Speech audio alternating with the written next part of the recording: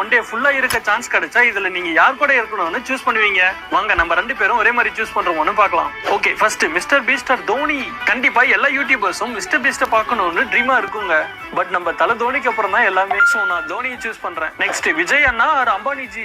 அம்பானிஜியை choose பண்ணா மணி make பண்ண நிறைய டிப்ஸ் கொடுப்பாரு. பட் நம்ம தளபதி விஜய் அண்ணா கூட இருந்தா லைஃப் ஃபுல்லா நினைச்சு பார்த்துட்டே இருக்கலாங்க. ஒன் டே கூட வேண்டாம், அட்லீஸ்ட் 1 hour இருந்தா கூட போதும். பட் அதெல்லாம் நடக்குமானே தெரியலங்க. சரி, அடுத்து ஜாக்கி சான் ஆர் அயன்மேன். அச்சோ, இதுல எனக்கு 2 பேருமே ரொம்ப பிடிக்குமே. சூஸ் பண்றதுக்கு கஷ்டமா இருந்தாலும் இதுல நான் அயன்மேனை சூஸ் பண்றேங்க.